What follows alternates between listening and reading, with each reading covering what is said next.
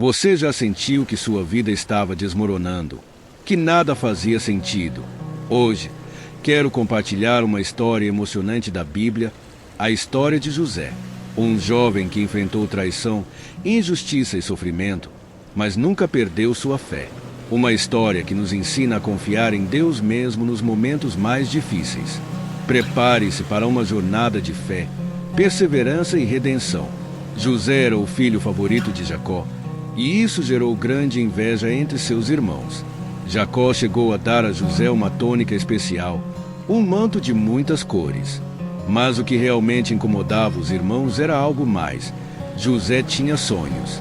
Ele sonhava que um dia sua família se curvaria diante dele. E, inocente, ele compartilhou esses sonhos.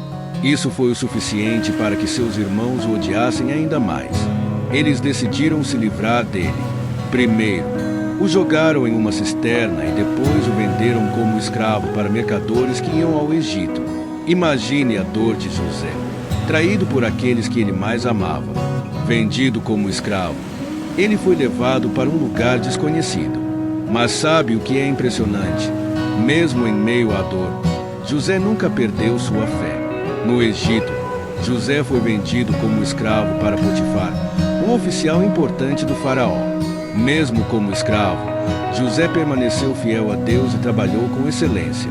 Logo, ele ganhou a confiança de Potifar e foi colocado como administrador de sua casa.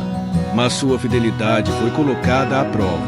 A esposa de Potifar tentou seduzir José, mas ele recusou. Ele disse: "Como poderia eu pecar contra Deus?" Por causa disso, ela o acusou injustamente e José foi lançado na prisão.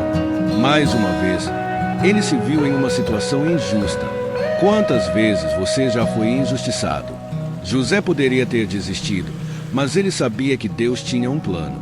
Mesmo na prisão, José continuou a confiar. Na prisão, José conheceu dois serviçais do faraó, o copeiro e o padeiro. Ambos tiveram sonhos misteriosos, e José, com a sabedoria que Deus lhe deu, interpretou os sonhos. As interpretações se cumpriram exatamente como ele havia dito. O copeiro foi restituído ao seu cargo, mas o padeiro foi condenado.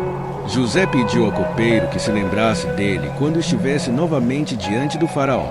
Mas o tempo passou, e José permaneceu esquecido na prisão.